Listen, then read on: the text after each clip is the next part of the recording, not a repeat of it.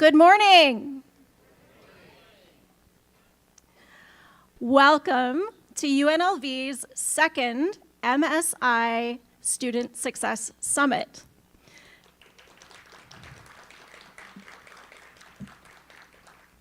My name is Laurel Pritchard. I'm the Vice Provost for Undergraduate Education here at UNLV, and I'll be your MC for all of this morning's festivities.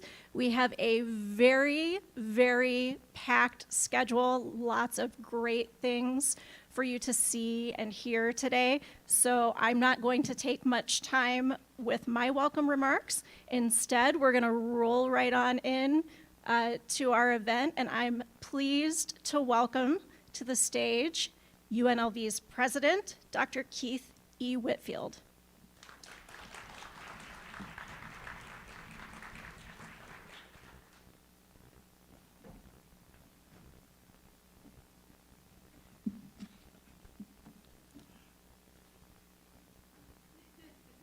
Thank you and good morning.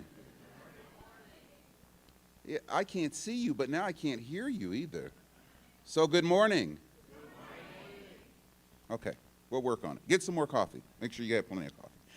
Thank you all so much for being here at UNLV's second annual Minority Serving Student Success Summit. I want to thank our distinguished speakers and student panelists who will be sharing their stories with us today. One of the reasons why I'm so passionate about UNLV is because of its long-standing and deep commitment to the success of all of our students. It's a promise we take seriously, and it's why I wanted to come to UNLV in the first place. We are a public, urban research university located in a region inherently rich in multicultural diversity, and our greatest purpose is to remove obstacles that stand in the way of our students from achieving their higher education dreams. Student diversity is truly one of our biggest assets at this university. I strongly believe that in places where there's more diversity, there's better learning. It strengthens learning in the classroom, in research labs, community conversations, and policy discussions. It provides perspective that elevate our own practices and how we think about higher education more broadly. MSIs undoubtedly make communities stronger, and UNLV is a prime example of that. Today, it's about truly serving our students and fulfilling our mission as an MSI. We want to foster an environment at UNLV that's inclusive, that's welcoming, and supportive for all. That makes a big difference in building what we need, which is more community. This includes actively promoting social justice, equity, and inclusion through cultural change. The programs and academic support services we offer, as well as safe places we create, show our students that everyone who wants to be here belongs here. That includes our first-gen students and all of our students. It's about listening to our students and learning what they need to achieve their academic and professional goals. It's about changing the lives of our students and improving the community in which we live. It's about strengthening the foundation of our UNLV family. So during the summit today, be active, be engaged, be present, grow, learn, and question. I love these types of summits because they give us all ideas for how we can be better. By fully participating, you're seizing the opportunity to help us better our university and foster a sense of belonging for all of the diverse voices in our community. Higher education is not just something that you achieve. It actually changes lives, and it changes the lives of families. Every single student deserves to reach their utmost potential, regardless of their background, their socioeconomic status, their race or gender, their identity, or any other factor. Thank you for being here today, and together we're going to make a difference. Thank you.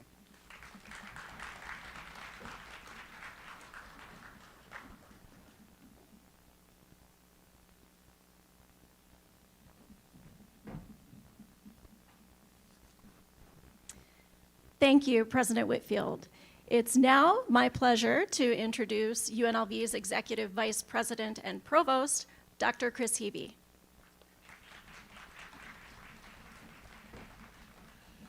Thank you, Laurel, and I just want to add my thanks to those of the President and those of Dr. Laurel Pritchard. This is the kind of event where all of our values come together and intersect, and as the President said, fundamental to our mission is achieving equity and justice for our highly diverse urban university students. And this is where we show, with our commitment of time and energy, that we are trying to also put into practice the values of continuous improvement and lifelong learning, so that we don't just say those words, we invest in how to do better. And so I'm absolutely delighted to be a part of this event. I want to thank everybody who's here in person and everybody who's watching this event online for their commitment to help us do better and to realize the vision that the President has laid out for us. And I also want to give special thanks to Dr. Laurel Pritchard and Dr. Jeff Orgera, who have worked extremely hard to make this event come together, and Michelle Anderson from my office and others who have worked very hard on this event, because as you all know, these events don't just happen miraculously. It's literally been a year of planning that's taken the effort to make this all come together. So give yourselves for participating in this event, and those people, Laurel and Jeff and Michelle, a round of applause to thank them for their incredible events. So I'm excited to be here today. Appreciate this, your participation as well.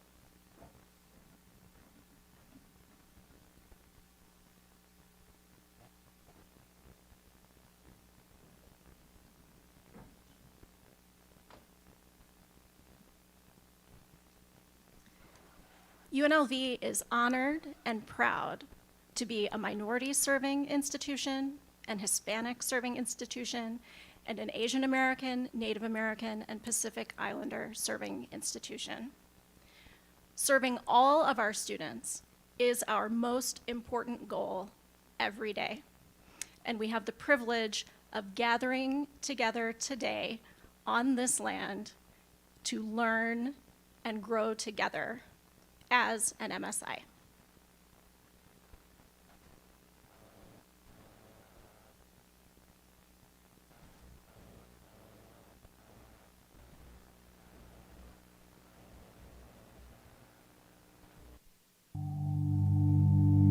The University of Nevada, Las Vegas wishes to acknowledge and honor the indigenous communities of this region and recognize that the university is situated on the traditional homelands of the Nuwuvi Southern Paiute people. We offer gratitude for the land itself, for those who have been stewarding it for generations, and for the opportunity to study, learn, work, and be in community with this land. We encourage everyone in the UNLV community to engage in continued learning about the indigenous peoples who work and live on this land since time immemorial, including the Las Vegas Paiute tribe and the Mawapa Band of Paiutes, and about the historical and present realities of colonialism. As one of the most diverse universities in the United States, UNLV believes it is important to recognize and appreciate the use of Southern Paiute land as part of its mission to be a welcoming and inclusive place for working and learning.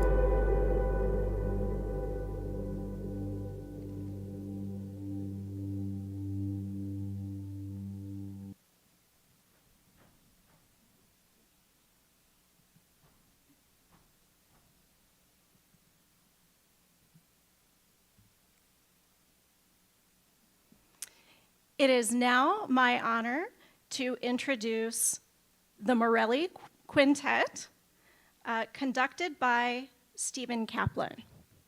And as I understand it, the quintet will be introducing the piece and telling you a little bit more about what it means.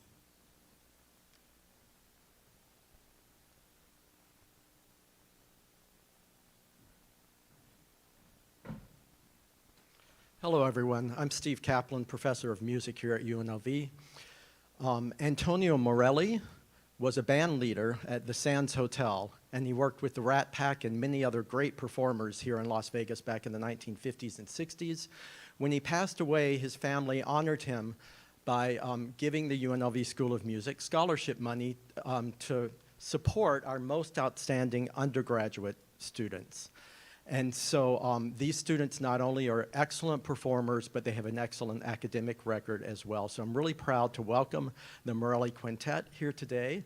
And to tell you about the short musical selection they're going to play for you is one of the members, clarinetist Kevin Vasquez.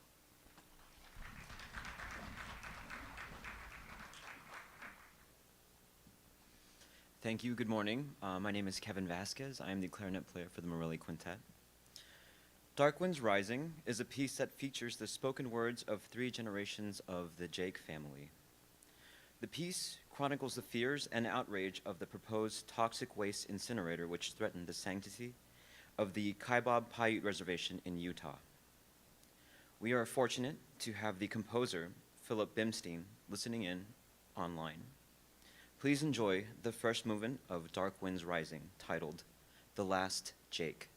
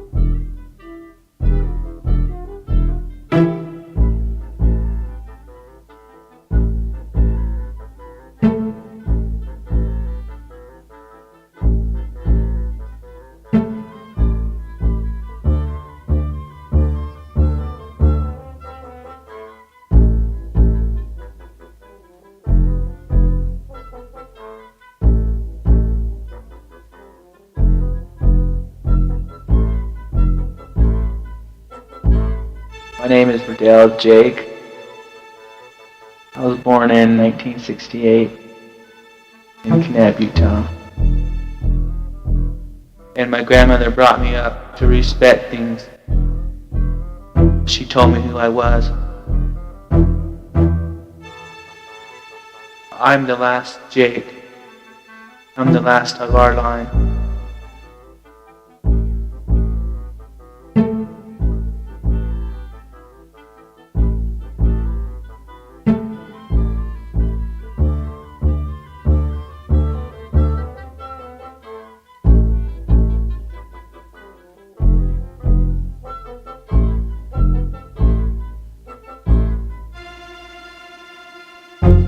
Grandmother would always say, Verdell, come home.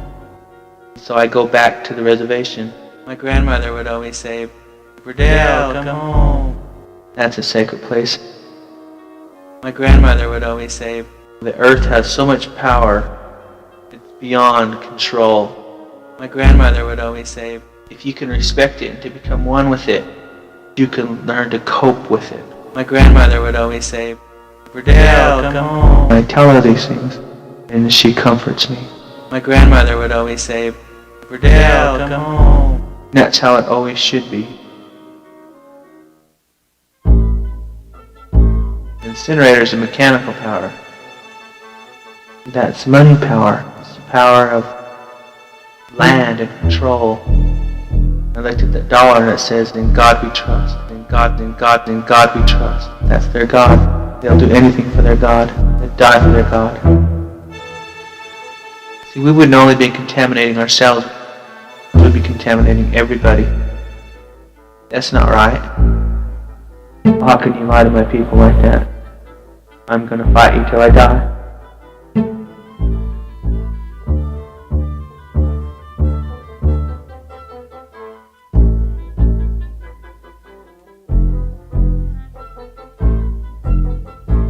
picked the wrong reservation, really.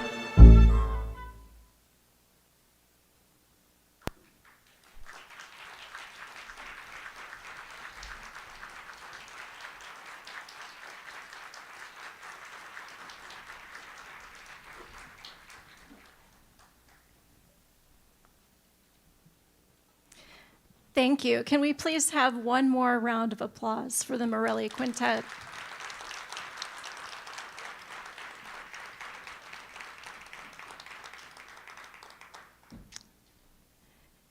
It's now my pleasure to introduce Dr. Marta Miana, Professor of Psychology and UNLV Strategic STEM Initiative Advisor.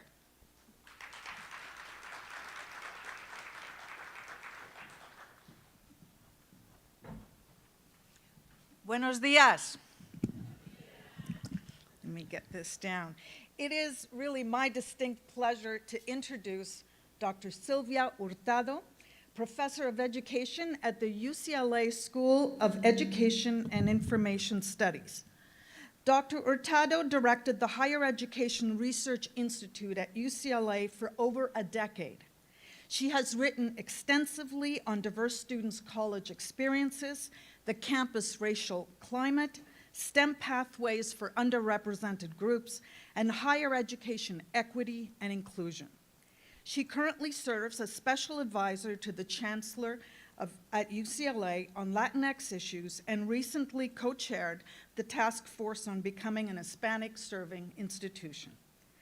The recipient of multiple national awards, Dr. Hurtado is past president of the Association for the Study of Higher Education and has directed multi-million-dollar NIH and NSF-funded projects to study the long-term effects of undergraduate education and diversification of the scientific workforce. She now engages in collaborative evaluation of STEM intervention programs close to my heart, including research on culturally aware mentor training for graduate faculty in the biomedical sciences, and on how STEM student-centered interventions result in diversity, equity, and inclusion in science. Her early engagement as a first-generation college student led to roles in college admissions, graduate admissions, and student support, and her developing interest in higher education as a field of study, for which she received graduate degrees from UCLA, Princeton, and Harvard. Please join me in welcoming Dr. Sylvia Hurtado for her keynote entitled Equity-Minded Practices to Leverage Individual Agency and Energize the Campus Community. Dr. Hurtado.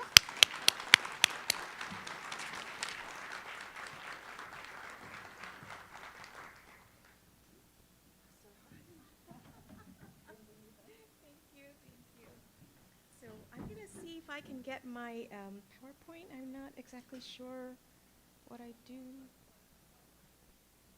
Oh, great. Miracles. It is like looking into the sun here, isn't it? So, okay. So, okay. Yeah. Thank you. Thank you. So, actually, you know, these podiums are one size fit all. And so, you know, it's a little difficult. So thank you, everyone, for coming today and being so engaged in terms of the important work you're doing at UNLV. I've had conversations with different people about what you're doing, and so hopefully what I have to say today will be helpful. I don't know if I'll be inspiring, but I'm going to give it a try. And then also, what I want to do is, my past work has really focused on students. But I would say in the last, 8 years or so, I've been focusing on institutions and institution change. So I want to give you, and it might be a little theoretical, but it's really all based on observations of the research we're doing with numerous campuses across the country in terms of becoming an HSI, engaging in student success initiatives, and also, and of course, the last work we've been doing in STEM interventions and how they affect the broader campus, and also, of course, the outcomes they have for students. So I'm not going to be a student-centered today, although I'm always student-centered. I can answer any of those questions. My work has been focused on sense of belonging and all the issues in terms of the way students actually experience campuses, so I'm happy to answer those questions. But I'm going to try to give it a little bit of an elevation to understand the thinking behind some of how or what happens within organizations. And so I'm hoping that will be helpful to you in understanding where you, and your role in all of this, but also trying to understand what happens like at various levels of the institution. So I want to start with probably a key premise, is that we're always becoming a Hispanic serving institution, a minority serving institution.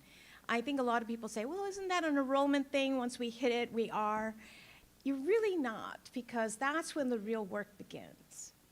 This is really then what kinds of plans, initiatives, and tons of federal agencies are offering monies to help advance student support. So if you have good ideas, the real work begins to start implementation.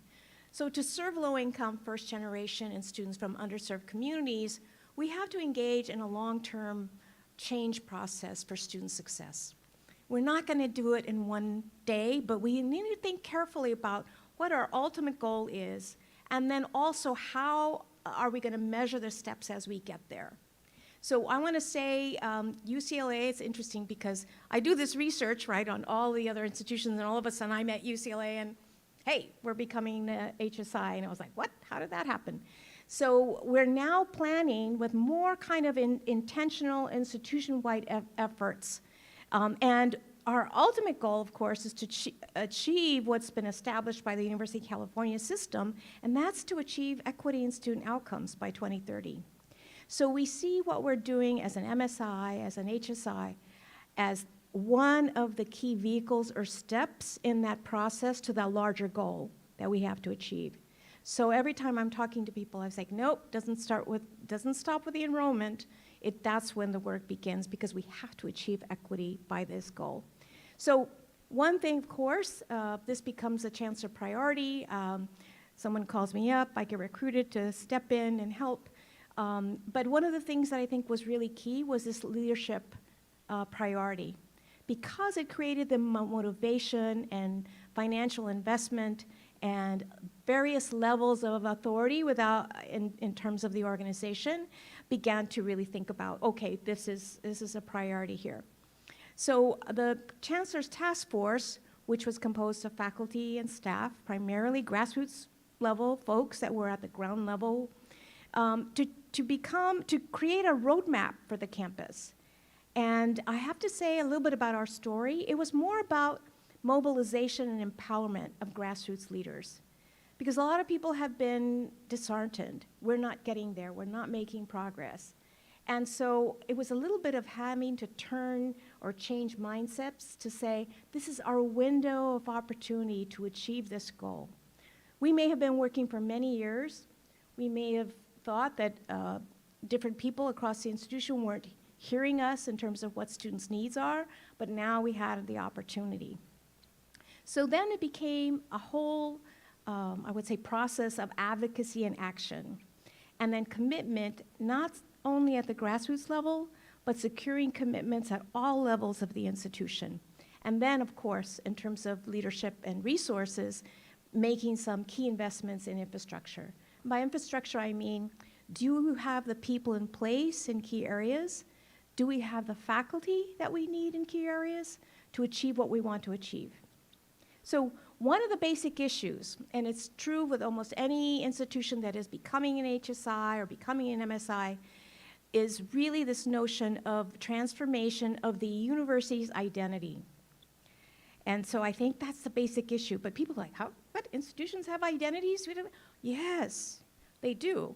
And then urging key units to rethink business as usual. So it really is an effort to change mindsets and behaviors.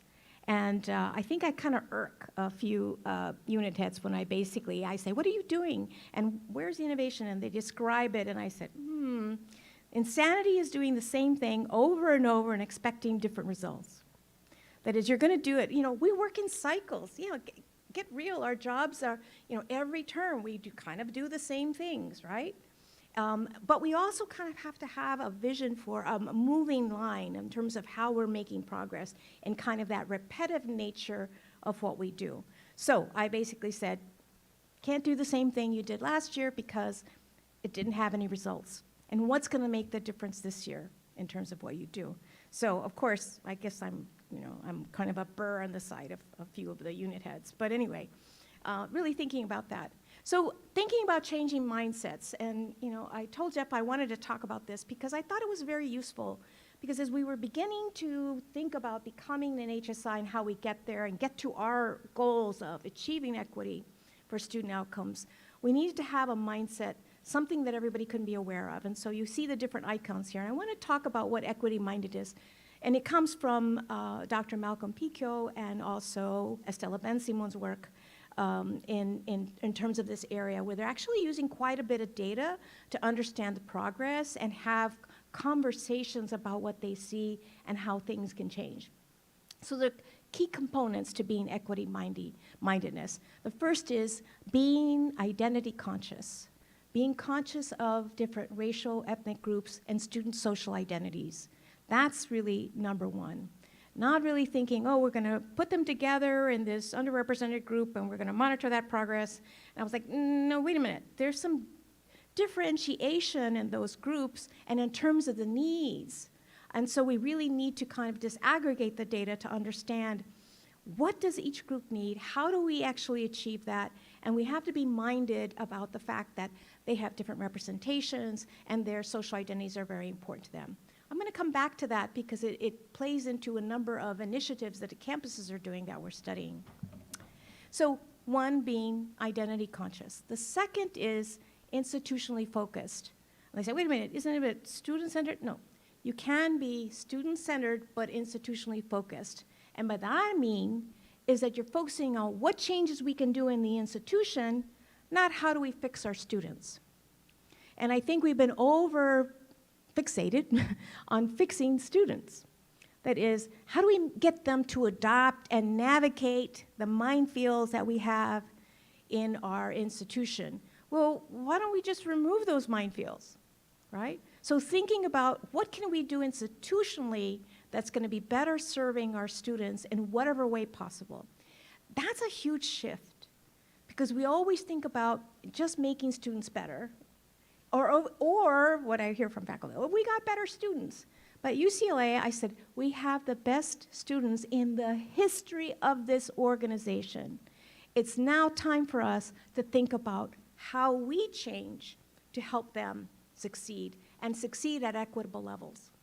And they're like, oh. In other words, we're not going to get better students. These are the students that are arriving at our portholes and are coming to our doorsteps and entering our classrooms, and we actually need to do work with them because they're the ones that we're responsible for moving along towards degree and beyond. So another component is being systemically aware. So a lot of the issues that we're dealing with are not issues that students signed up for or responsible for. The inequity in schools, the inequity in preparation, all those things exist. And unless school reforms are happening at a much more rapid rate, that's not going to change substantially. It is a little bit, but not substantially. Or what can we do to partner to make those changes happen, where we actually are drawing from schools? So be systemically aware. And of course, the pandemic brought to mind many, many of the issues that our students are facing. We didn't know when they were sitting in a classroom that they were also caring for siblings, that they were also working 3 jobs, that they were also supporting a sick parent or elder. So I think those are the things we saw online in Zoom that we can't unsee now. So we really have to think about where are we going next with that, right? Because that's part of the systemic issues that are embedded in our communities that we need to think about. A fourth thing, and it's very important to the work that certainly Malcolm Picchio and Ben-Simon do, but I want to say it's also important what you're doing here, because I think I see elements of this, is being evidence-based, focusing on what the data show. How do we get there? How do we really know what's going on? So I know there's a trend towards creating dashboards and being able to understand this. And I'm really pleased to see the extent to which you're doing it to actually take a big university and really be able to target where you need to actually help students. Great use of evidence to really focus and really think about how you create high touch with an institution that's very large. So I think you're on it. But there's many more aspects of this evidence-based component you need to know of. One of the things that we did was, or the early things, and probably I got a lot of flack for this one too on my campus, because the provost sent the report to every single faculty member, was we developed a dashboard where you could punch a button and we could look at all the courses that were failing students, all the DFW rates. And there were some courses that were failing up to 35% of our students in the classroom. And I was like, that's a failure of teaching. That's our failure. That's not a student failure.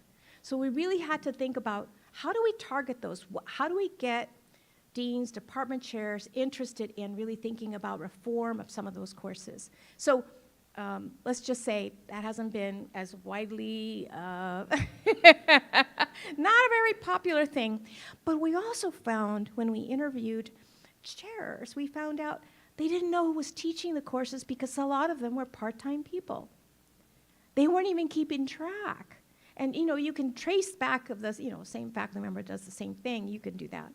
But it was really the beginning of us looking at ourselves and not really just focusing on the students.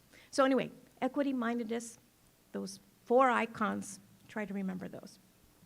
Okay, so institutional change and transformation. So I want to say this.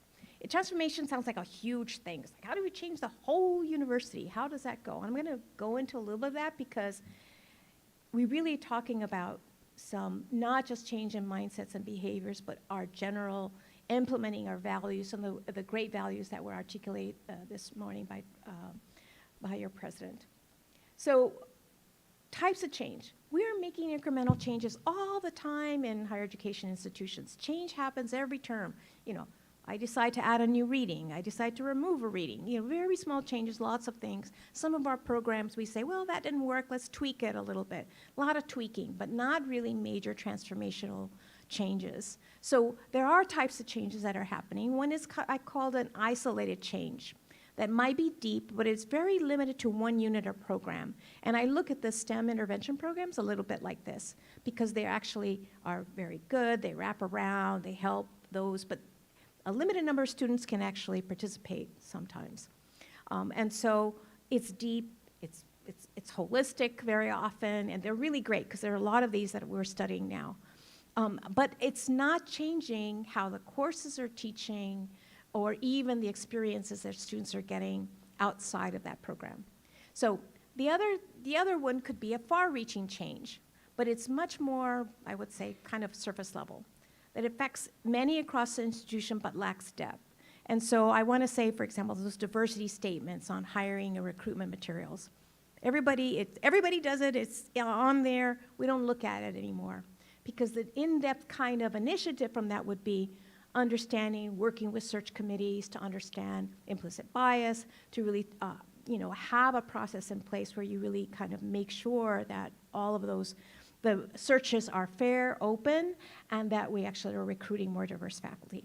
So it's far-reaching, but it's not in-depth unless you have those other components or initiatives. So institutional transformation is really supposed to be both deep and pervasive. Deep and where everyone kind of buys in, and it begins to forge a new identity in the institution. In other words, beginning cultural change. So let me give you a little bit of a kind of theoretical piece on that, and that's really, our institutions are really learning organizations. We take in information and theoretically we actually make changes as we are learning and growing together. So here's a kind of framework that I've introduced to study a lot of the programs, mostly in teaching and learning, but also now we're looking at in terms of programmatic implementation and things, is that we start with some research or data to find out where we are. And then we actually convey that information to others to begin to start changing mindsets. But it's always helpful when you have external pressures. Like we have the external pressure of the UC system saying, achieve this equity by this date, right? Another great opportunity, or all these grant programs, like NSF, NIH, et cetera, to say, if you're interested in change, here are some initiatives, here's some money, here's some ideas, or get people together and build your ideas, we can do that. So changing mindsets actually is almost the easier part. You can get people to say, yes, I agree. like this morning with all the values. But changing behaviors is a whole nother ball of wax. How do we get them to change? And one of the ways you have to think about, people can't make the leap from accepting the idea to changing behavior unless they know what to do or how to do it. So that's when we introduce training or development as a component to it. It's like, how do we become better at serving students? How do we become better at doing a whole range of things, at teaching? All of those things require some training and development. The other component is you just don't train people, but you allow converging of individuals within departments and across units to begin to diffuse the new knowledge so that someone learns how to do it that others do. A good example is the active learning initiatives that we have on campus. Somebody learns how to do it, and then they start sharing with others, and then others start experimenting. And someone's actually got some data to show that it actually works. And that's one of the key things that actually increases equity in the classroom, to have involved in active learning kinds of things. Leadership support throughout is very important, no question. But then you begin to think about more buy-in from others and relationships and the sustaining change and support. And then another component is accountability, is understanding what we've done, how do we change, what did we gain, and then you start the process again. At the center are change agents, all of you, who are kind of navigating the power dynamics. And let me just show you a little bit about what that might look like. So this is published in my HSI book, and basically it really talks about how institutions actually have an identity. That is, the institutional identity is who we are, right? Like, we are rebels, right? Okay, you know that. Well, what does that mean? How does that play out? Versus that is not who we are. And you know, a lot of times when there are incidents on campus or discrimination, et cetera, you always hear the phrase, that's not who we are. Well, if this happens again and again, it kind of is who you are, right? So you're gonna have to undo that, right? You're gonna have to unlearn that. That's part of who you are, or accept the fact that it did happen, and now we've got to do something differently. So yeah, every time I see, that's not who you are, it's like, okay, not again. If it happens again, that's the issue. Okay, so then how do people view the organization in terms of its identity? And usually mostly the president's cabinet likes this framework more than others. But anyway, I'll just say, is that the leaders really are kind of construing they're kind of controlling how externally the institution is viewed by reputation, projecting images, providing a vision. And then what happens is there's now a discrepancy between the various identities of the institution because there's maybe a new vision that's being presented. So you have a past identity with a future identity in this interplay, right? So, and then you have the stable part of the organization. I have the little institution with the little dice there because your location is here, right? It's a very important part of your identity, though whether you embrace it or not is sort of up to you, but you don't change that, right? It's pretty stable. You might have like, branch campuses or something that might be different, but for the most part, this is who you are. So your mission and purpose has been developed probably eons ago, and maybe it's changed marginally, but you really think about what's stable. So this nature of organizational identity and our assumptions that are based on it are really stable. And people at the grassroots level, faculty, staff, and students, this is where they get their identity from, this values and beliefs that are part of the culture. So institutional leaders are trying to change the culture, but they have to go deep in the organization because once they see the vision, people at the grassroots level and saying, well, how does that change what I'm gonna do every day? How is that gonna change what I do every day? If they didn't hear anything more, they'll say, okay, we have another leader, let's wait and see. You have the wait and sees, right? They're gonna wait and see what's happening next. So what you need to do is really think about, and leaders are thinking about this, is how do I reach that deep level of grassroots to really say, this is part of our changing beliefs and values because this is who we are today, right? Okay, so just giving you that broader overview that might be behind some of the initiatives you see on campus. And of course, I've used this to talk about changing from a predominantly white institution to becoming an MSI or Hispanic serving institution, is that you have this clash of identities. The clash of identity we're dealing with, and you are to a certain extent as well, is that identity which is really strong of being a research institution versus being student-centered and teaching and learning focused, right? So maybe it's not a versus here as much as it is at UCLA, but it's happening. Okay, so what are the characteristics of Hispanic serving institutions? We've studied many of them involved in student success. We noticed some trends. One is that they know their students well. They know a high proportion are first generation, and they have to have different strategies for them. They know a high proportion are low income, and they have to advocate for strategies for them. And by the way, you're having, the secretary later on, you can ask him for a few things, right? Do it for Pell Grant recipients. Because of the fact that you have those students, they're not going to go away. They're the students that you have, and they're the ones that are going to keep coming. And really thinking about the asset-based approaches, right? So this is what we're seeing from HSIs and MSIs.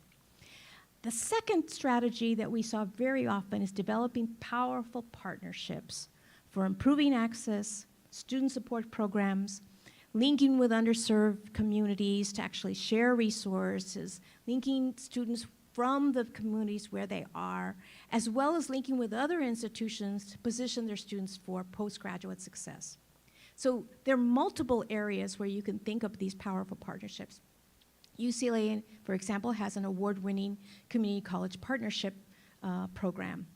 And by the way, and unfortunately, I always bring this up to the chancellor, it's sponsored by community colleges.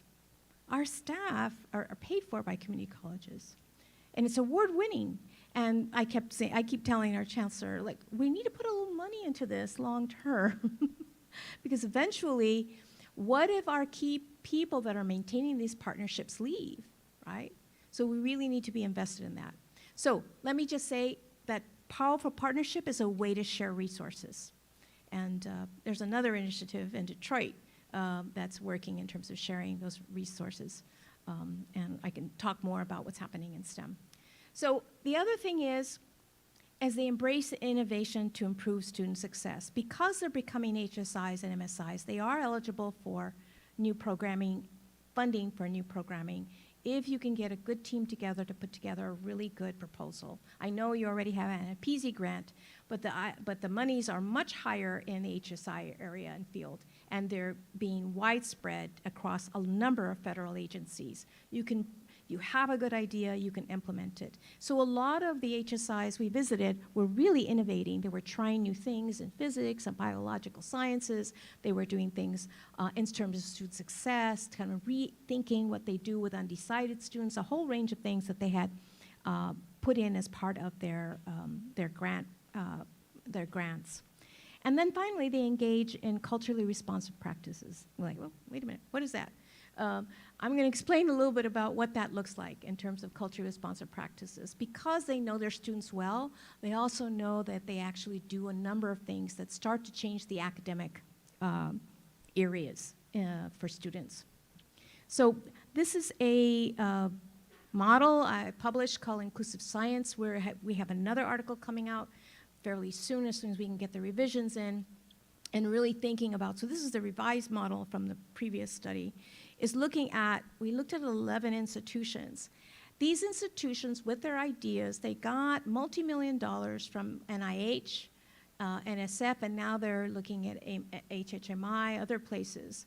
And one of the things that they did was started thinking, how are we going to promote and increase the number of diverse researchers, which is an interest and it's a national priority? How do we do that, right? So we actually went to the campuses to visit, we've interviewed, we've done surveys, we've done all of that. And so these are just some key areas where they're actually doing some very important culturally responsive practices. Let me go through them. One is introducing diversity innovations in science and research curriculum. That in the curriculum, for example, they started to talk about health disparities, connecting them with the science, and then connecting them with the public policy and public health issues. So that's sort of just an example. Another campus, for example, used a One Health model where they look at the health of the environment, the humans and animals, pulling together interdisciplinary research that actually addresses that and then is embedded in the curriculum and also the research training of students. Another component, another few campuses are working on improving the campus climate. You know, because you have a STEM, oh, you know what, it's kind of a neutral environment. There's no race or gender issues in STEM. It's like, ooh, that's not true.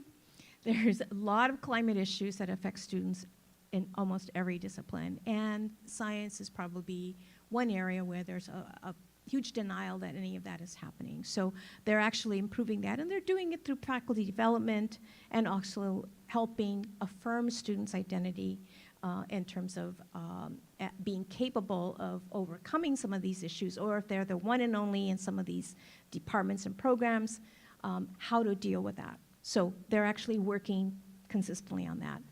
The other thing is what I already talked about was creating those powerful partnerships with diverse communities and other institutions, other research institutions, community colleges, and of course they've always had the pipeline from K through 12, but they're actually reinforcing a lot of those relationships and using some of the funding to actually create and sustain those.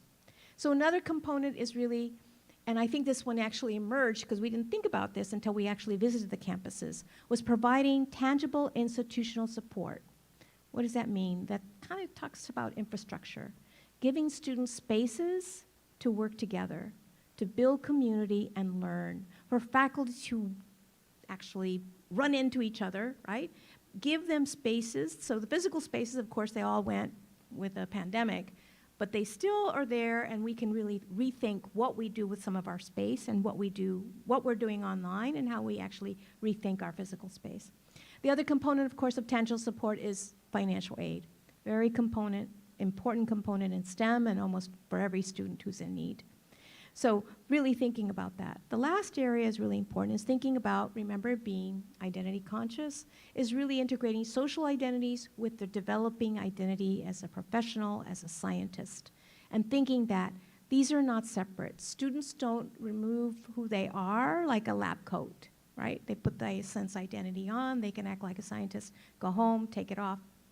You can't do that. You don't remove your identity, right? It's so important to them. Identity is a source of great pride and also pain because of the status in America.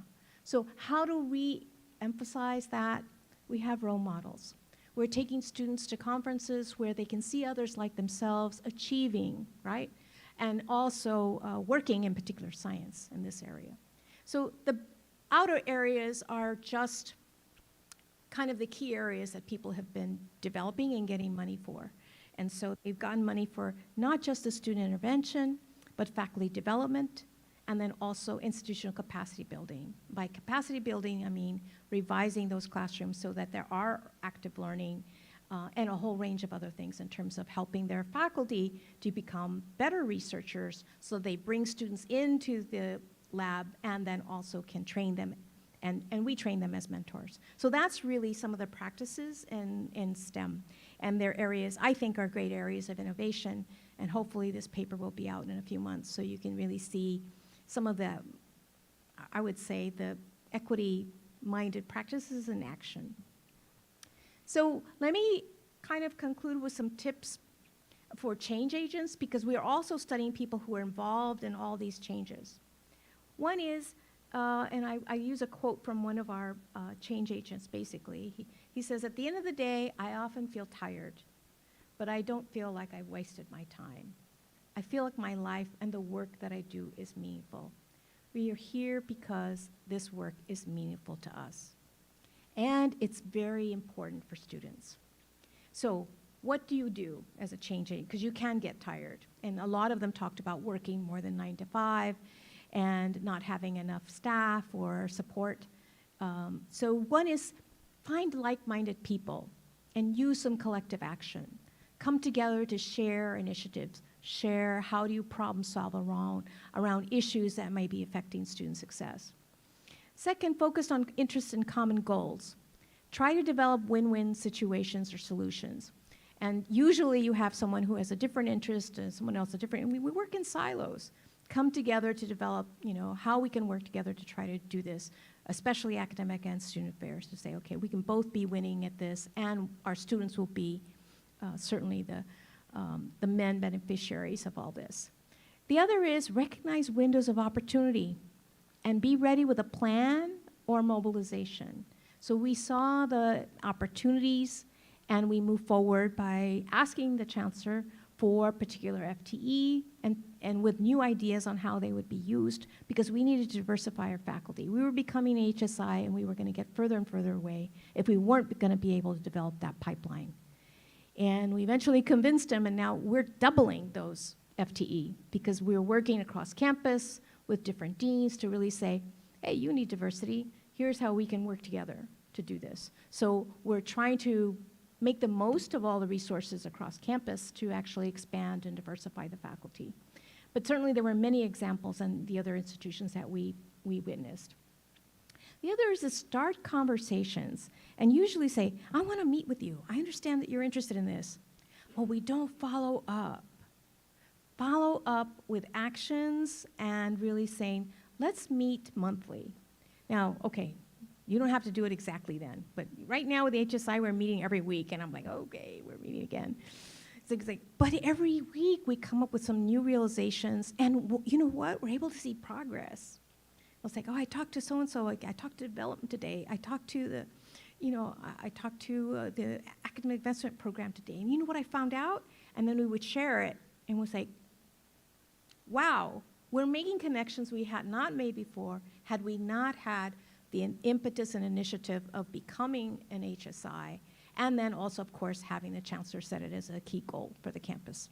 So we're now talking, and we're following up with action. The other is recruit near, and we know this is the low-hanging fruit. New people who come in was like, okay, now these are the faculty we're going to train to do active learning and be supportive, student-centered and all of that, or we're going to hire student-centered. That's true. But you got to support them as well, and then encourage their fresh ideas in ways that you can. All right? So the other component is celebrate wins and disseminate your achievements. Every time we're on the Zoom or whatever and somebody says, we did this, we did that, and we actually got the chancellor, and then we actually got the enrollment manager to do this. And I said, oh, that requires a margarita. We need to go out and celebrate that because it's been years since we've been able to do that. And so we have people who've been at the institution 40 years, chancellors saying, hey, you're working for us for free. And he's like, okay, that's great, And then we have other people who are fairly new to the institution and we're helping to orient, working together. And so we're able to say who's where and who needs to change, what attitudes, who do we need to work with, all of that. And then we celebrate that. And then I think we're gonna have to get much better at disseminating those achievements. Guess what we achieved this week? This is what we achieved this year. And get better at that. And of course, let me use a little bit of example. One of our campuses, for example, actually closed the performance gap between their Pell-eligible students and their non-Pell-eligible students. There's no difference in terms of completion. It's like, what? How did you do that? It's an HSI. They put it on their website. I was like, you know why we put it on a website? Because not only because we just achieved it this year, because we want to maintain that. We want to maintain it as evidence so they can say this is what we're doing. And now we need to elevate everything for everyone. Because now that we achieved equity, we actually need to still increase our graduation rates. They're not going to be the same as, I will have to say, it's in the UC system, Berkeley, but we can get higher because we've actually achieved some equity. Again, recognize this is a long-term project to improve and sustain student success. There are many people in this together. We share the values. This is really great work. You're doing important, great work. And what we need to do is really feel that progress, feel it together as an institution so that we move forward. So I have a few questions just for institutionalizing. One of the things we're asking now with these 10 or 11 campuses, they got these build grants from NIH. They were given multi-millions of dollars to change student interventions, change faculty development, and increase capacity building. So now we're trying to study what's going on there. And so we're looking at which of everything that they've done in the last 10 years are now institutionalizing, or are they just sustaining? That is, they're going from one grant to another, but the institution is not really embracing it as something that they'll do. So one is leadership. I ask, to what extent do you enhance diversity and student success as part of your strategy for driving change? Resource commitment. To what extent are physical structures, finances, policies in place to improve these commitments to promote equity? Collaborations and partnership. Which of these collaborations and partnerships are going to achieve the positive outcomes that you want for student success goals? Responsibility and ownership. Who's responsible on this campus? Who's responsible for student success? What are the forms are there for everyone to act responsibly and meet campus goals? I keep saying, yep, Jeff, you can't do this alone. Everybody's got to be in, right? So how do we then think about everybody taking ownership of this to really step up what they're doing? Then the final part is find a reward system that's going to work for faculty and staff. To what extent are faculty and staff recognized, rewarded, and supported for the work that they're doing to advance student success? They're our best investment for the future. So I want to sort of say, here's some references and resources, and I'm open to any questions.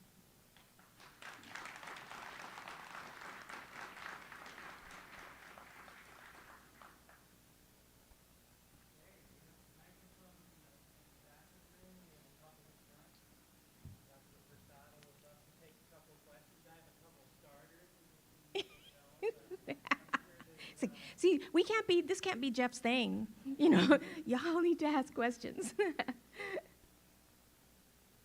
Anyone? All right, well, I'm going to start us off then. Okay. Okay. So you've mentioned equity gaps a few times. What does the research say about equity gaps and why they exist?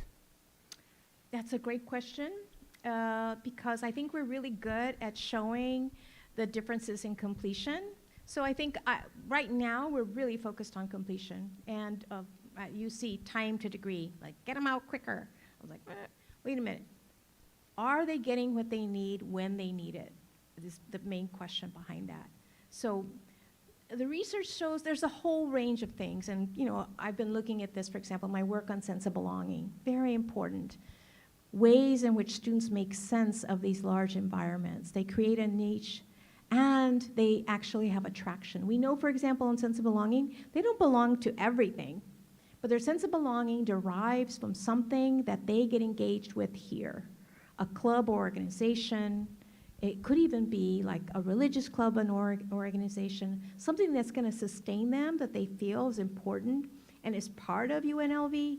But that sense of belonging is very key to actually for retention. And also in terms of what we know, what I've done with different racial ethnic groups is understanding how things that are detractors from that, and that's really experiences with discrimination and hostile climates, wherever they might appear. Very difficult, hard to manage with an environment where you have a lot of commuting students. But for the most part, some of those students can actually take care of themselves because they have other peer groups and areas where they actually get affirmation, right? It's great if they get affirmation here. Another component that we have in terms of increasing sense of belonging is the extent to which staff and faculty provide those affirming experiences in student affairs and also in the classroom. And I'm like, what does that mean? Actually, what it really is really, students really are very safe. Are they asked to participate? Are they included? Does a faculty member actually know what they need to be successful? And there's a lot of different things we've done with our surveys in terms of understanding that relationship. And that can diminish any other kinds of negative experiences by getting that one. I mean, all of us and many of our students, particularly first generation students, have that one story of that one person that told them they could do it, they could succeed. And I'm saying that's what they remember. They might not remember all the other things that they did right, but they do remember someone because it changed their mindset. It's like, oh yeah, I can go to graduate school. How come no one told me that before? Or I can join this particular, scholars group. I didn't know we could do that. So one of the things that we know for first generation students is that they depend a lot more on the institution. And if they can't get anything from the institution, it's their peers. And the research showed, in terms of academic judgment, this is my team really laughed when we published this article on STEM, is basically, if students depend on other freshmen, like let's say freshman to freshman, depend on each other for academic adjustment, it's really low academic adjustment. But if they depend on a peer that's a junior or senior, that academic adjustment is elevated. In other words, we actually see it in the data. When students say who they actually got information about adjusting to college or advising, it's pretty clear. And so for advisors, it was a little bit varied in that, but really this peer group effect is really important to harness. Who are students really paying attention to? Who do they have daily contact with? It's probably the peers. Less with faculty, maybe some with occasional counselors and advisors. So we really have to think about harnessing those peer groups towards success as well. So there's a number of things, I think, that lead to student success. Or rather the gaps. And I know the gaps are caused by still these more systemic things that we have to deal with and are not going to change tomorrow. So we have to kind of deal with some of those issues. So to me, we're kind of trying to overcome all of that. We have some questions. Come on up to the microphone, or we have microphones here. So I'm curious, what role do you think online courses play in meeting the needs of diverse students? That's a great question. It's not my area of research. There are some faculty that are experts at UC Irvine before the pandemic, and they basically said that students of color were not as receptive for a whole range of different reasons, didn't actually get as much out of the online experience. Now, I think they're probably rethinking their research now to get deeper into it, but I would follow what some of the UC Irvine faculty are doing in terms of doing that, because all of their research has been pre-pandemic. That research that happened during the pandemic is just coming out now. But I will say one thing that we did, and I don't know if others did. One thing we did is we started realizing we needed to have the same message for students multiple ways. So we created the video, like a partial video of the main points of a lecture.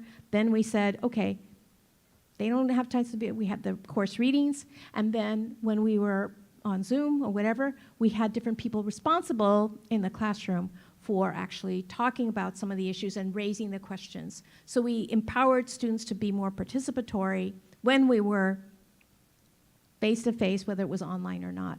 So in fact, now that we're in person, I was like, well, that's just good practice to give the same information 3 ways and multiple ways that they can access it, so that they, whatever they're doing, you know, if they're driving home or whatever, you know, they can actually hear the lecture. So there's a lot of different things we can do that we realized out of this pandemic that we can actually do for good teaching and learning. So anyway, I don't have the bottom line teaching, only that the original research was done pre-pandemic, so we need to update that.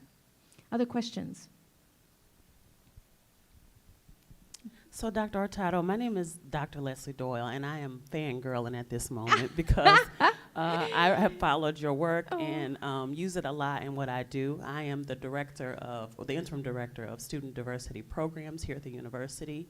So I work with many of our students. Oh, yes. And so I wanted to ask you, how can we better elevate the work that we do here at the university, and how can we get sometimes I feel like because we are who we are, we're kind of off on an island doing this work in a silo.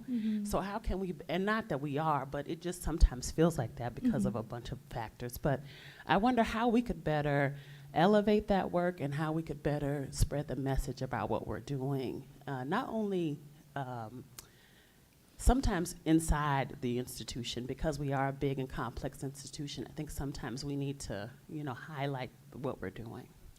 That's a really good question, because I think when we think about, cultural centers, et cetera, that they have been siloed, and we really haven't thought about thinking about that asset-based approach. What is it that you're learning that others across the university need to also do or hear or learn, right? So thinking about each one of your units, you have insights into the problems that are different from each other, and you have insights into the solutions that are different from each other. How can you learn together? So thinking about better ways to learn together, and we're trying to create, I don't even know if that's the solution, we're trying to create a position between academic and student affairs to really oversee some of those units on campus. I don't know if that's the solution to have another coordinator like that. But, I mean, UCLA does that. It's like, okay, we can't do it, we're gonna get somebody to do it. You know, that's their solution. I was like, But really thinking about how do you open up your knowledge base, right? And then also think about the learning organization, right? So how are you gonna change mindsets and how are you gonna change behaviors? And it's usually you have some knowledge base that other people need, want, they may not know, but really thinking about what are your assets and then how do you share them with other units so that you become essential to them and they are essential to you and what you're doing in terms of student success. So that's my initial thinking is how do you build these bridges better? And as I said, UCLA wants to create another position. I'm thinking maybe that's not the answer. And resource-wise, it's not always the answer either. But really thinking about how we learn so that we're not operating in silos anymore. So I think we have to change our assumptions. And the same thing as students, we think of them in silos. We think of the academic and we think of the social. It's really not like that. They're whole people. All of that is important to them. So then how do we create an institution that's going to address the whole student in that way? Thank you for your question. Thank you.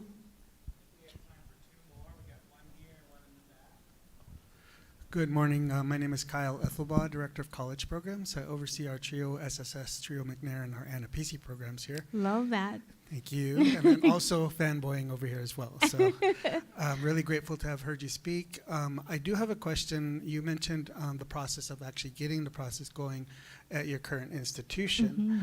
One of the things that I've come into in terms of the various identities that come together that have to create this collective identity in wanting to serve all students is the tribalism starts to emerge from that. You know, and I've certainly noticed that I'm American Indian myself, and there's about 5 of us on the campus.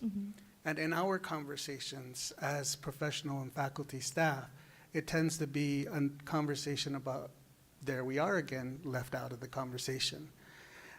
I also hear that from our students who are not of the populations that we are very much a collective known for our HSI or our AANAPISI side. Right.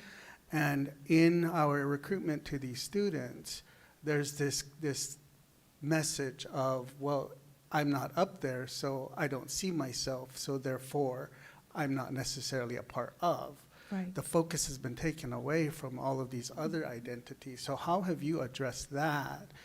Or how do you propose to address those kinds of aspects? Because we're all human and that happens in our social interactions with one another. So how would you recommend approaching that at an institutional level when we all want to achieve the same things? So I think that one of the things that I've learned over time is that, and that's why I start with being identity focused, because that's an important part for all the communities that we're talking about. They're very important to them. Like I said, the identity is a source of great pride, but also pain for all the reasons you can think of. And, you know, we don't need to go over them here, but you know, because I look at the racial climate quite a bit. But I do want to say, and I want to affirm what you said, is that when we go to campuses, and so a lot of my other has lately has been student success, but of course for years I've been looking at climate issues for different racial ethnic groups and how they experience it. And we hear this consistent theme of invisibility, particularly among Native American, but we also hear it, I'm now seeing it among Latinos. Even though the numbers are large, they feel invisible because there's nothing culturally responsive happening within the organization that speaks to them. So one of the things we did when we hired our HSI director, which we're really thrilled about, the chancellor said, you got 5 years, then you got to be self-supporting. We said, okay, hey, we'll take that. You know, let's go with it. And one of the first things we did, which was like, you know, if you ever get to see, go to our HSI site, we did a welcome, a bienvenida. You know, Latino students have never been welcomed. I mean, you know, they go to the general, like, freshman orientation thing, but it's not culturally responsive. We did a bienvenida. We have like a maybe 2-minute video. People are having fun. We had student organizations. We had mariachi. The UCLA has had a student mariachi band for like, years. All that stuff, we said, we're going to elevate what people are doing to support the communities, to give a name to what they're doing that is culturally responsive. What is it about UCLA we're doing this culturally responsive? Let's put it all in one place in one day. Can we do that for that group? So we did it for that group. Other groups also have their welcomes, and they can do whatever they want and whatever is best suited to them, no question. But you know what we're finding is that the Hispanic one is so large that other students are coming and they're learning to do the dances and all that. It's like, okay, hey, there's like a dance thing here going on. They're learning from each other now, from their different cultures. So I think that's a part of it. The other thing that we've been doing, and I've been training people who can be facilitators of dialogues across different communities, but also because of the huge amount of controversy that's occurring for almost any issue you can think about. You have to have trained facilitators for those conversations, and you build a trust among groups to have those conversations together. But there's also within communities, a lot of diversity within the communities, Asian American, AANAPISI community, Latino community, a lot of diversity that we don't realize. And I think having them explore that within group and then also across groups is really important when you can do it. So it's a huge initiative. It takes a long time. And every day when I teach this, I'm teaching this course this term, I was like, did it work today, right? You're always thinking, but you know what? I walk away learning from the students, and the students walk away learning from each other. That's the beauty of it, that kind of dialogue. Okay, so I don't know if I gave you enough, but hopefully it's enough a few ideas to help. I'm sure we have a ton more questions, and I want to let's give Dr. Hurtado a big round of applause. She will be with us through a good part of the lunch, so I'm sure she'll be happy to chat with you a little bit further. In order to make sure we have transition time and give you all a break, I'm going to turn it back over to Dr. Laurel Pritchard. All right, so we do have a few moments for you to have a coffee break, mingle a little bit. Please do stop by and take a look at the student art exhibit that we have outside the ballroom. And we will reconvene back in here at 9:55. We're going to start at 9:55 sharp, and you do not want to miss the start of the next portion of the program. Thank you.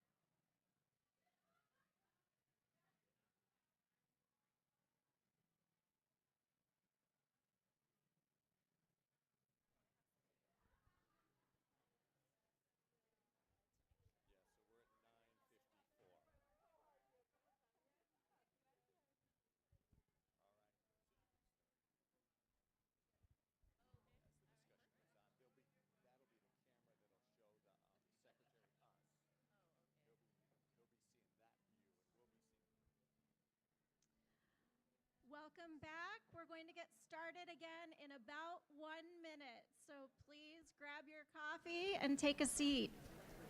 Okay, 1 minute. Good to see you.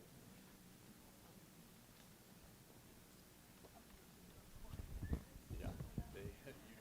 You got it right. When I go up there, I just go to the Yeah, just go to the podium and that microphone is on. And so they'll need to speak here.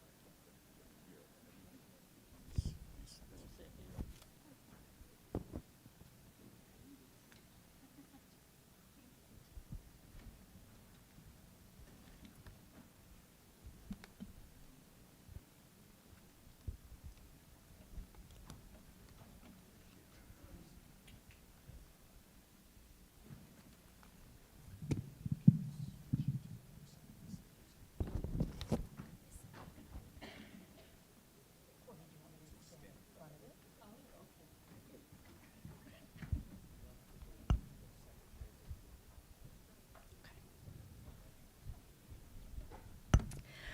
All right, welcome back. As I said, you do not want to miss this next portion of the program.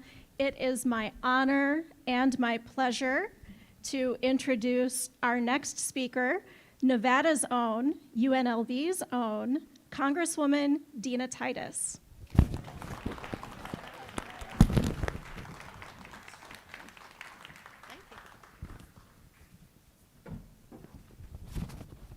Well, thank you very much. It's a pleasure always to be on campus. I spent 35 years here, and I miss it every day. So thank you for having me, President Whitfield, Provost Healy, and all of you. This is a very important topic, and we have a very special guest today to tell us what's happening in Washington in relation to it.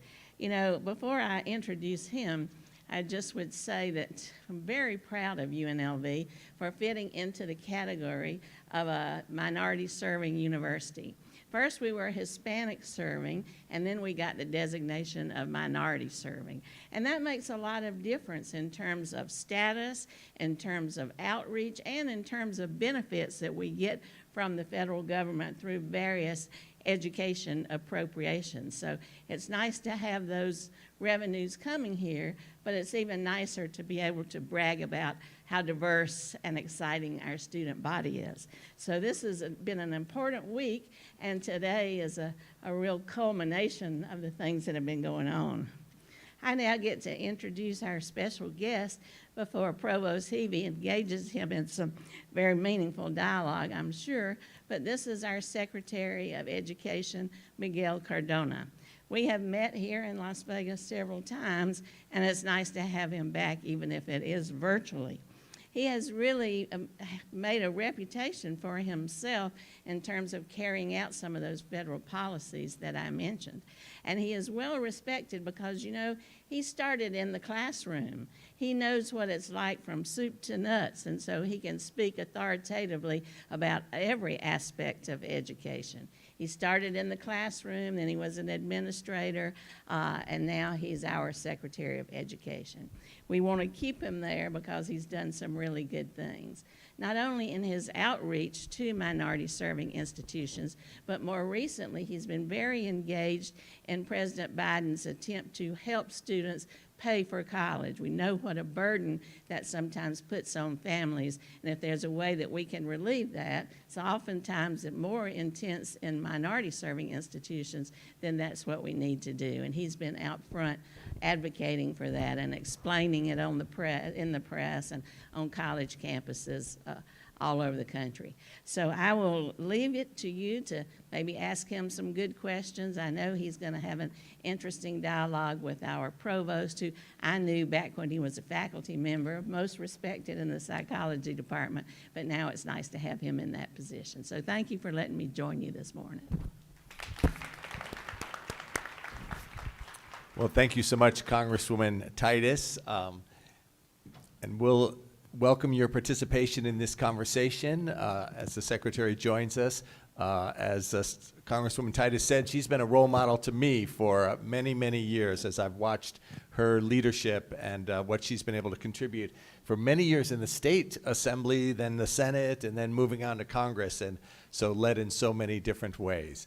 So with that, do we have Secretary Cardona on the line yet? We're still waiting for him.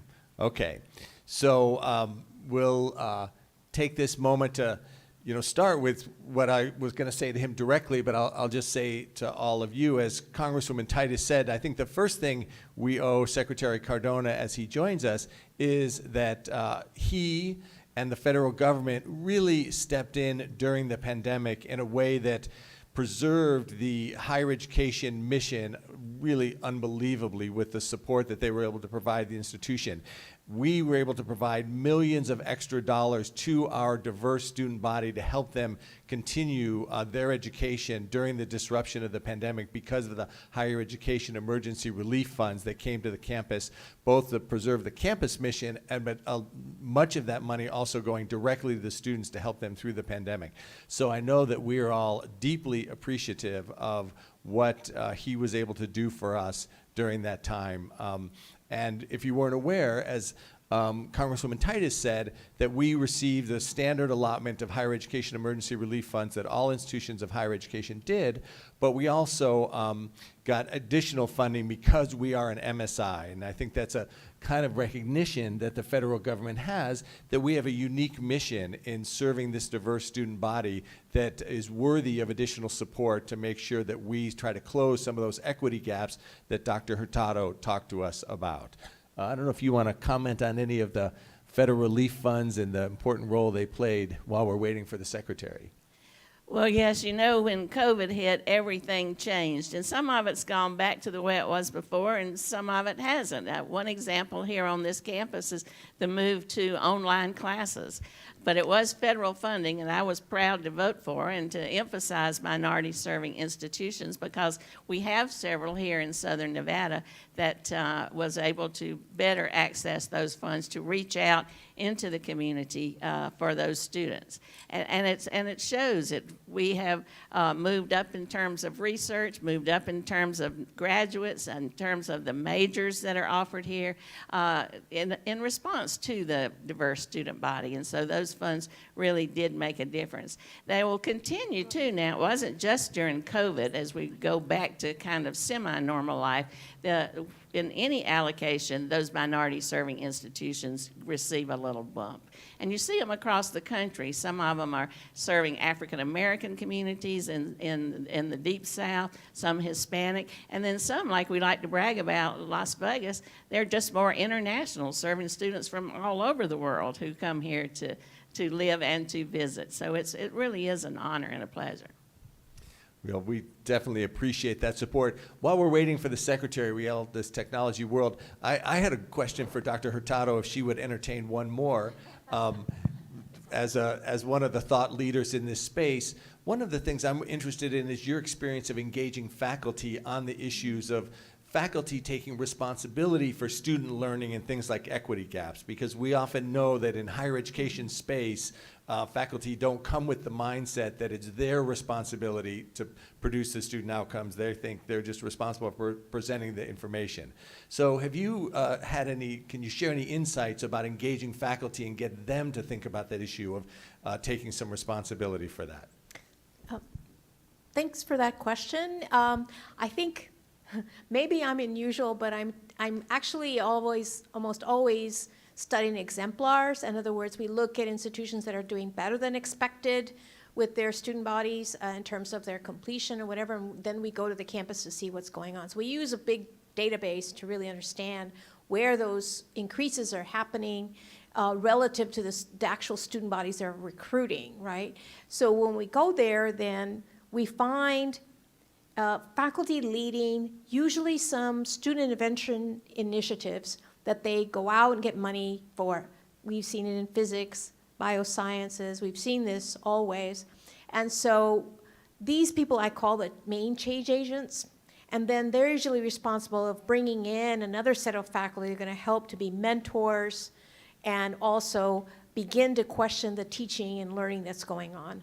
So these interventions can be very helpful, but as I said, it could be an isolated change and it stays really focused in one department, it doesn't spread. And then we've had others. For example, we have a really good example of our, what we call our SEALs, our Center for Educational Innovation and Learning Sciences, but developed right in the biosciences.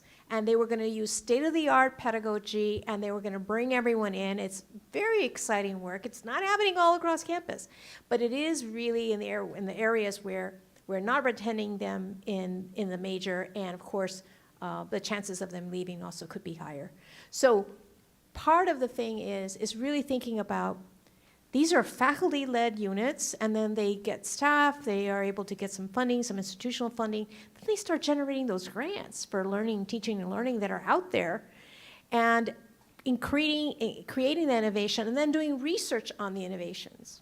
So the next level then has led to these discipline-based education scholars that now departments are hiring because they said, we need to change our teaching. We need to actually have an expert in education in our field who's helping us. So these are limited number of FTE that are coming in, but some of these scholars are beginning to teach the scholars that have been there for many, many years, faculty have been there for many years, but changing, for example, Chemistry 101, changing some of those main courses that have been some of those weeder courses. But it's really thinking, and teaching learning people are really good at this. They're saying, you need to get well, this is Nebraska talking, the tail twisters. Find the tail twisters. That means that those that have respect among the faculty, opinion leaders, that can be called opinion leaders, that are willing to engage in some of this transformational change to try it out in their classroom. And once they do it, there are others that are doing it. So it's not as if you're going to change everyone, but you're going to support those key change agents wherever you had them. Well, thank you for that insight and the culture change. And I think we now have the Secretary online, and so we can engage with him. So, Secretary of Education Cardona, we're so pleased to have you with us. And we started by saying how much we appreciate the support that you've given us as a institution of higher education and MSI to get through the pandemic. And so can we all give the Secretary a round of applause for that? And we'll stop there and let you share any opening thoughts you have and then have a little bit of dialogue. Thank you very much. Can you hear me okay, Provost? Yes, we can hear you great. Thank you. Fantastic. Well, I'm really, really honored to be with you, despite being across the country. Happy to be with you today, and quiero decir buenas tardes a todo que está presente. I'm really excited to be a part of the MSI Student Success Summit. I know Congresswoman Titus is there also, and rumor had it at the Department of Education that Tio the cat was going to be introducing me, but maybe next time we'll take care of that by having the cat do that. But really honored to have her support and to be able to join such an important group here. Minority-serving institutions are critical to the success of our country, and I just want to acknowledge those who are there and all of you who are working really hard to make sure our students cross the finish line, right? Make it to graduation. I also want to recognize Provost Healy for your leadership. Anyone that UNA approves of is special in my book, so thank you. Look, I know great things are happening at UNLV. You're joining the new Alliance of Hispanic Serving Research Universities. You're being intentional about diversifying your faculty, attracting more students of color into the STEM fields, raising degree completion rates. That's critical work across the country, and you're embracing that work. And I know, the folks in the room right now, your job has changed in the last 5 or 6 years tremendously. It's really important when we talk about the work ahead in higher education. We recognize, as I've had educators tell me, as I've had students tell me, attending school and serving students today is different than it was in 2019, and I want to acknowledge and recognize that. I know you're helping also to address some of the big challenges like the teacher shortage. I recently visited, it was last year, but it wasn't too long ago, Clark High School, which is close to you over there. And I visited a classroom where the students at Clark High School were preparing to become teachers, and they were enrolling at UNLV. There was a contract between the K-12 system and UNLV. So those high school students that I saw who were eager to join the profession, many of them students of color, were already lined up to go to UNLV when they were finished with high school. And then the district was looking forward to having them back in their district. So you're setting an example for the rest of the country of what we want to see when it comes to teacher recruitment. You know, the Rebels community is showing that equity and excellence goes hand in hand. So I want to commend you on that. We know these last several years have provided unprecedented disruption. And we felt it was critically important to match it with unprecedented resources and support. You know, and the American Rescue Plan dollars for MSI says we've seen the benefit of it. We appreciate our most diverse and inclusive institutions being at the heart of the Biden-Harris team's agenda. And the way the money was used, as you know, in higher education, $40 billion was given to higher education institutions. And the requirement was that half of those dollars went directly to students that had need. And you know these data, you know, Hispanic students are about 60% likely to be on Pell. And for Black students, it's 73%. So, you know, we know that these investments in the American Rescue Plan, the HERF dollars, made a difference for MSIs to keep students enrolled so they don't leave to take care of more basic needs or challenges of the pandemic.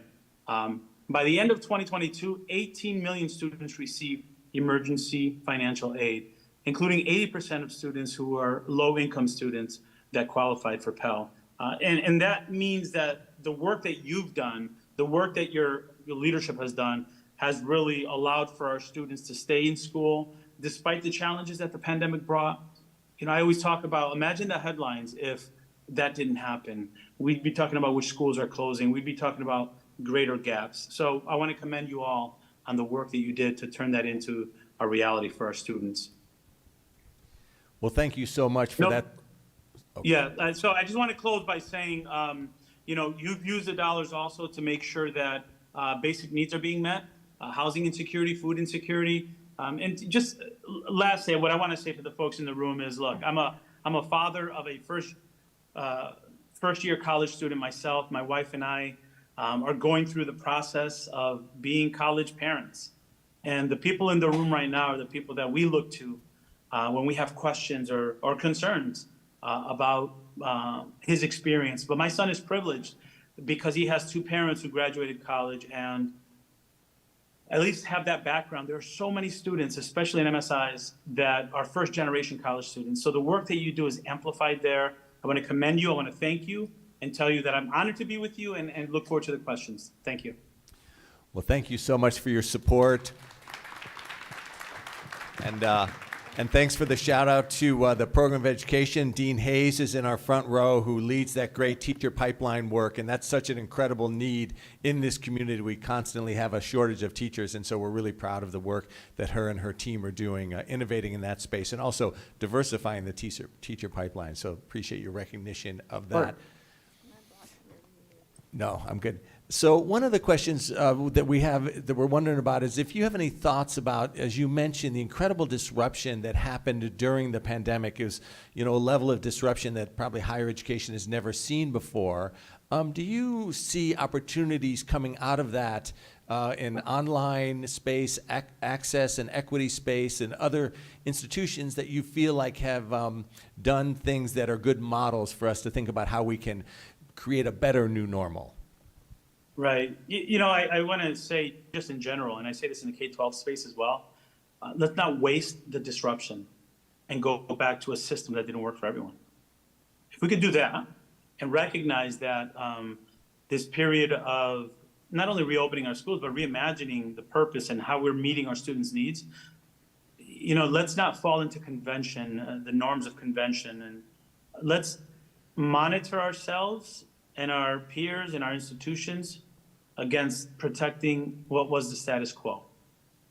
Because the status quo produced results that were almost predictable by place and race. So to be very frank with you, Provost, what I've seen across the country, I visited 40 states, the schools that are willing to revisit how they meet their fundamental mission are the schools that are doing the right things. And I know I'm speaking to a group of folks in here who fall in that category.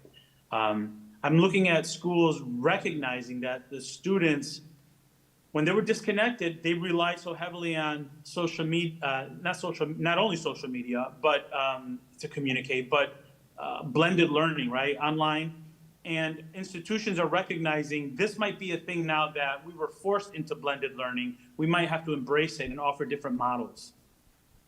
Schools that are successful recovering from the pandemic and are thinking ahead are thinking about the learner that might be a parent, that might be working full-time, but wants to go back. You know, we're casting a wider net of who our learners are. And some of the practices that I've seen were from institutions that recognize this is the disruption we needed to really revisit how we do business and how we meet the learner where they are. So part of that includes student engagement at a different level. You know, I always say our students have voice, we're just not always designed to listen. So how are we coming back from the pandemic, listening to the experiences of our learners, which are different than they were 4 years ago, much like your roles are different and your needs are different. How are we embracing the realities of our students into the decisions that we make as educators and as education leaders, right? So I'll close with an example of this that I saw earlier this week. I was in Boston, acknowledging and commending Harvard and Yale's law school for stepping away from the U.S. News and World Report and college ranking because they're going to focus more on inclusivity, not exclusivity. And they're trying to figure that out. But I spent time talking a later portion of the day to students who have an active role in the Student Advisory Council. And those students on the Student Advisory Council advise the Secretary of Education for Massachusetts, which is the governor's right-hand person to higher education. Now, these students were well organized. They represented community colleges, four-year colleges, and they had a wide, diverse set of experiences. Their decisions were embedded in the goals of the board, and it was done in a way that's not just an event, or a feel-good event. It was literally part of the process for leadership there. So schools that engage students differently, schools that look for students who are not your typical students, and schools that are looking at this disruption as an opportunity to mold to what our students need now so that our four-year institutions can remain competitive with some of the other institutions that are offering quicker programming for access to jobs that are waiting for them. I think, you know, the evolution of schools is something that I want to see and that I'm seeing to be successful across the country. So that's how I would answer that. Well, thank you. It's definitely, I think, as you note, a moment for all of us to reflect on these practices and how we can evolve into ways that are more successful and more responsive while not giving away such core elements of our mission of as institutions of higher education. I wonder if you have any thoughts that you'd like to share about college affordability and how you see that going forward and the role of MSIs. And you also mentioned also the kind of increasingly competitive environment with boot camps and credentials that might be done, you know, outside of the traditional system of higher education. It's certainly affordability is the main topic in the news and in the thoughts of families. And now, as you as a college parent, probably thinking about it from that point of view as well. Absolutely. Look, you know, this was a busy week, right? We were in front of the Supreme Court talking about the impact on 43 million Americans as a result of the pandemic, and we're doing our part to try to not only address the impacts of the pandemic and provide targeted debt relief to people. 90% of the dollars would go to people making under $75,000, but we've fixed public service loan forgiveness, where we've provided over 350,000 people with over $24 billion in debt relief. But you could provide debt relief, but to me, I want to focus also on making sure we're making college more affordable. Well, you know how much talent we're losing? Especially minority talent. Minority talent that we're losing because 12-year-olds are making decisions, 13-year-olds are making decisions. I'm not going to college. I'm not going to put that debt on my parents. Or I can't afford that. That's not for me. You know, I was a school district superintendent. Those are the conversations that I was having with a lot of my minority students saying, no, el hijo mío no puede ir. They can't go. We can't afford that. That's sad when we're losing talent or we're not developing our talent in this country because of the fear of the cost. So, Provost, when you say that, you know, I look at it this way. With the Inflation Reduction Act climate provisions, the infrastructure bill, the CHIPS and Science Act, there's a tsunami of jobs that are coming. High-skilled, high-paying jobs, right?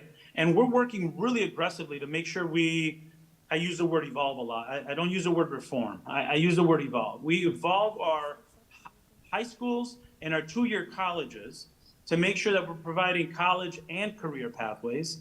And in a lot of these places, you don't need a four-year degree. And you could be making six figures after 2 years of college and getting a credential or getting a certification on something.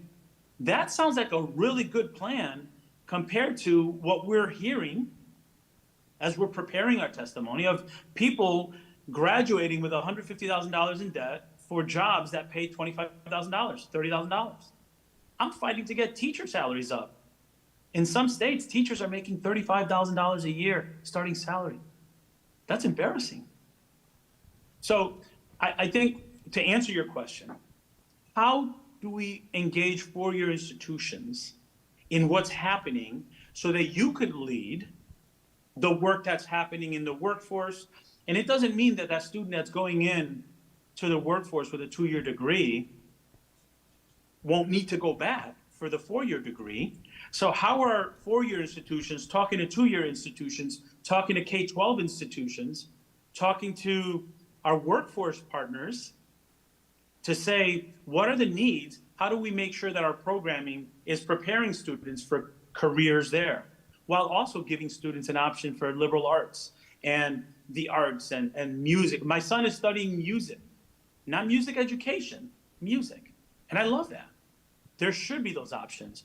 But I think four-year institutions at large should be thinking about ensuring that the return on investment when students cross that stage results in something where they're going to be able to pay their bills, right? Not only their student loans, but contribute to the economy. And I think that's what parents are asking for. So that's a critical component that I would say. And then I'm going to go more basic. The schools that were most successful in this country at reopening safely, the four-year institutions were the ones that recognized, look, we got to stop trying to have our students fit the mold of what college is. We have to adapt to what their needs are. If they're hungry, we're going to have to set up a food pantry. If they have housing insecurity, we're going to have a relationship with some housing entity to help these students not be homeless while they're studying. Mental health, I don't have to tell this group here, you're probably the frontliners. But the mental health supports of our students oftentimes is after the trauma. We need to ensure we're building up a tier 1 system of mental health support access in our schools. And that's what I mean by our schools meeting the needs of the students where they are. I think if we could do that, we have a greater likelihood of helping our students cross that stage. And, you know, we're not just talking the talk. We've put $50 million in completion grants to help do some of these things. You might remember in the Build Back Better push that the president was doing a couple years ago, he was asking for $60 billion. We know it's important. We know you need tools, you need resources, and we're fighting for that for you. Congresswoman Titus has a comment. Thank you, Mr. Secretary. It's nice to see you again. I just wanted to mention that I'm working in Congress to take some of the money that comes from the visas where we bring in high-tech workers because we don't have our own and use that to create programs starting in grammar school up through college and then provide scholarships to minority students to go into the STEM fields. because we know that there are fewer who do, and any incentive we can provide would be helpful. I would ask you to comment on that. Well, I think that's absolutely right. I mean, that we need to promote programs like that. I love the fact that you're bringing that forward. You know, we do want Congress and folks like Congresswoman Titus to be able to move legislation that's going to help our students and provide scholarship for the students who need it most. A lot of the debt relief work that we're doing is really aimed at addressing gaps that were made worse. You know, you probably heard a lot about the student debt relief plan. Well, you know, 42% of Black borrowers would have a zero balance to get back on their feet. We know that the data says, you know, after 12 years, their loans are bigger than they were when they took them out for many Black borrowers, right? This plan, 50% of the Latinos will have a zero balance because they're borrowing so little and they're Pell eligible, but that it just keeps growing. So what you mentioned, Congresswoman Titus, is an example of what we need to see out of Congress to help our students and get to the college affordability, but give opportunities to students that have the aptitude and the willingness, but just weren't born with a lot of wealth. Well, thank you. One of the things that many institutions of higher education are also talking a lot about, and especially MSIs and HSIs like ourselves, is better representation among the faculty of our student body. And so first thing I want to do is offer you a job when you are done being Secretary of Education. If hopefully we'd be the first, and you can have any job except the president's. We have a great president, but if you want to come and be provost or professor with us, we'll be happy to send that offer your way. But in addition to potentially trying to attract you, I wonder if you'd like to comment on the notion of representation among the faculty and any personal thoughts you've had of going through the higher education system yourself and not seeing a professorate that looks like the people you grew up with, and how we might lean into that more. Yeah, no, that's a great question, and I think intentionality. This is what I meant when I said be bold. You know. Embrace the disruption. Call it what it is, right? Like, for many of our minority students in the K-12 space, we see a lot of gaps in outcomes. So if I'm not being served well as a Latino, or if I feel like I'm not being served well or engaging well, or if the data shows that students that look like me don't fare so well in the K-12 system, why would I want to go to the university, or why would I want to become a teacher? The system didn't work well for me then. So again, I go back to the model that I lifted up earlier when I visited that classroom at Clark High School. There was an MOU between the K-12 system and the university. We need more of that. We need to be intentional about tapping kids on the shoulder early and saying, you know what, you're college material. And here's a pathway. And I created a bridge in that gap that exists between 12th grade and 13th grade. Look, I'm a first-gen college student. My parents came from Puerto Rico, and they didn't have the privilege of attending university. They worked really early on. And I have 3 siblings, and they taught us serving the community, giving your best. But, you know, I went to a technical high school to learn how to fix cars. I learned how to fix cars for 4 years. A teacher tapped me on the shoulder and said, you know what, Miguel? I think you would make a good teacher. I grew like 3 feet that day. Now that teacher gave me the confidence, and I had very strong parents that valued education. They just didn't know how to that next step. But it was a teacher that tapped me on the shoulder, telling me that I had the potential to do that. How many students do we have in the area around UNLV right now that just need that tap? And what intentionality is there around programming before the students get there to make sure that your student body reflects the community it serves? Is that part of the DNA of your strategic plan?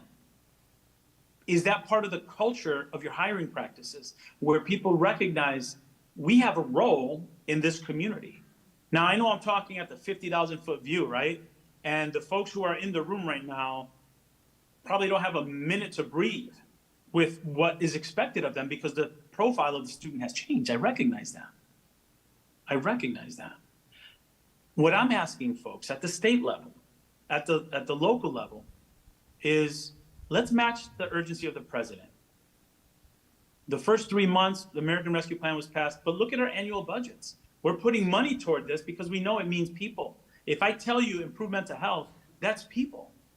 If I say recruit Black and brown students from that area who don't believe that they have the potential, but they have more grit and more tenacity than most in one finger because of what they've had to experience, or they had to take care of siblings or what have you, that requires resources and intentionality.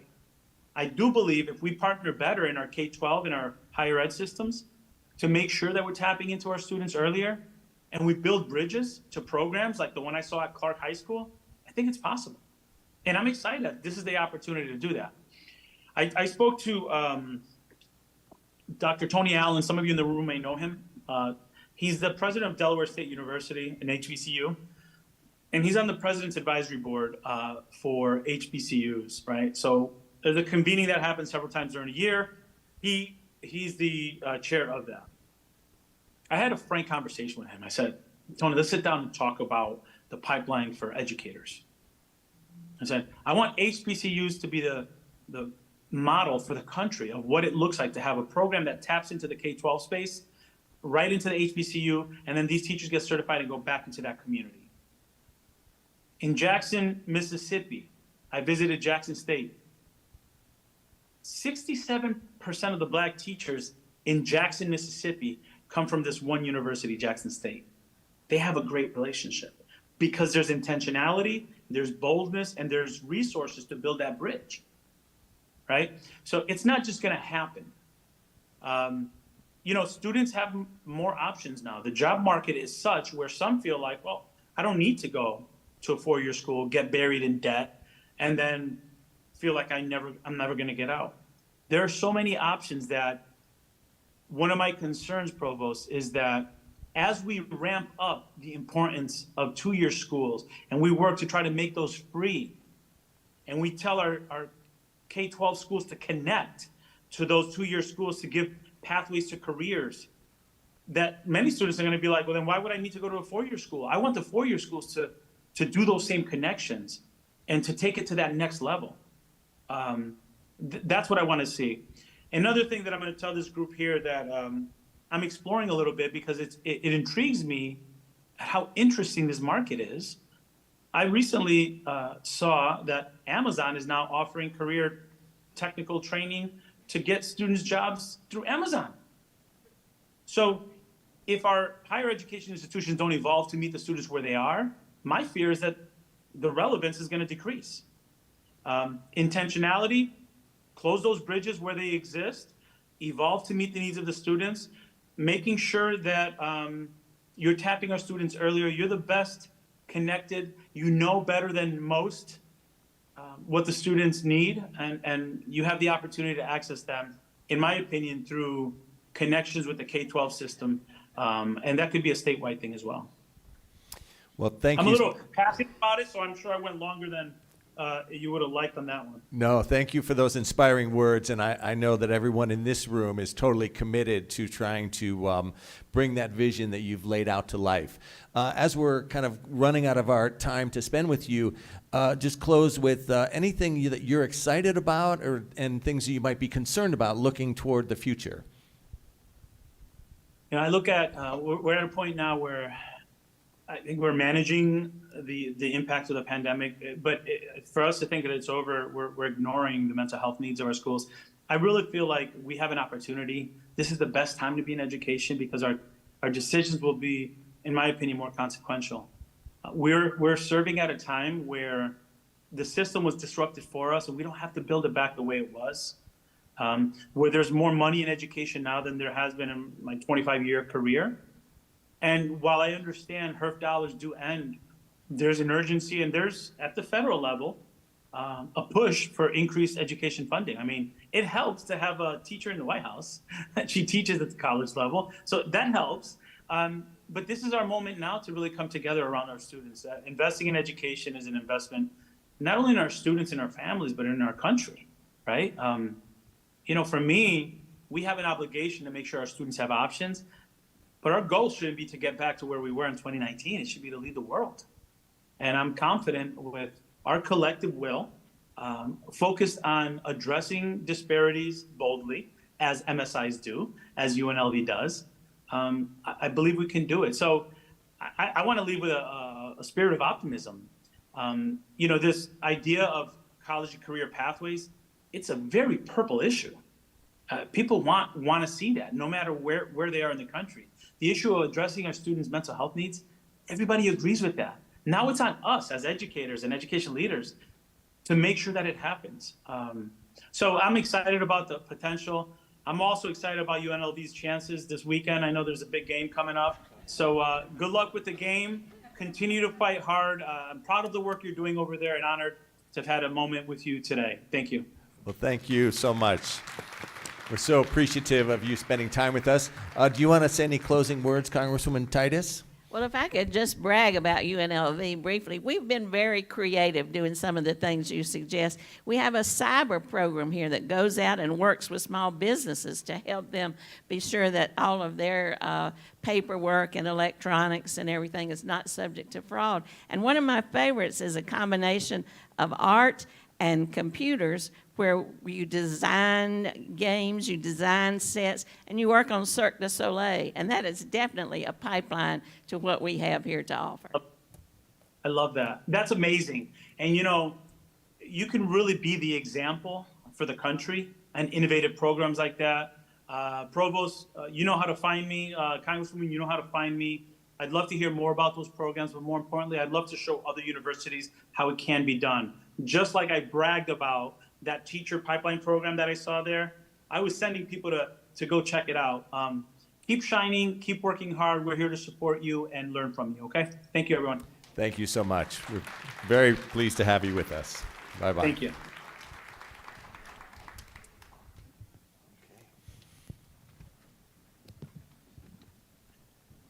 All right. Please join me in thanking once again Secretary Cardona, Congresswoman Titus, Provost Healy, and Dr. Hurtado. So for the next portion of our program, we have a student panel related to this year's Common Read. We'll get started with that in just a second. I did want to mention that we'll now be concluding the live stream of today's program. But if you are out there watching the stream and you're on campus, please come on over to the Student Union and join us. We still have some seats available, and we're going to have lots of food for lunch. So come on down and have lunch with us here in a bit.